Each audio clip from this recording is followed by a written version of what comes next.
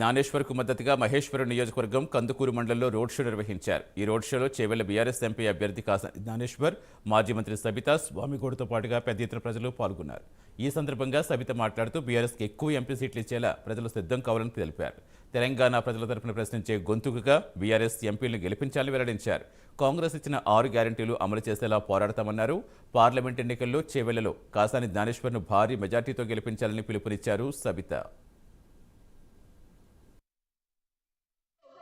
రాష్ట్రంలో బీజేపీ పార్టీని గెలిపించాలని తాపత్రయపడుతున్నది ఎవరంటే రేవంత్ రెడ్డి గారే.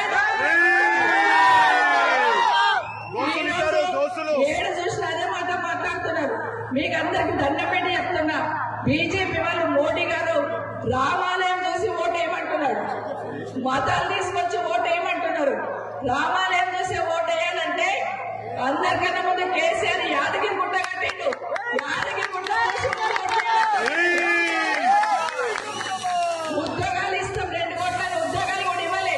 ఇవన్నీ గుర్తు పెట్టుకొని కాసాని జ్ఞానేశ్వరాన్ని గెలిపియండి. మనకు కావాల్సిన కొట్లాడి తెచ్చుకునే శక్తి అధికారంలోనే ఉండాల్సిన అవసరం లేదు. మీరు ఇచ్చిన శక్తి ఉంది, ఎక్కడ దాకా కొట్లాడి మనకు కావాల్సిన తెచ్చుకునే శక్తి మనవి చేసుకుంటూ శేర్లింగంపల్లి నియోజకవర్గం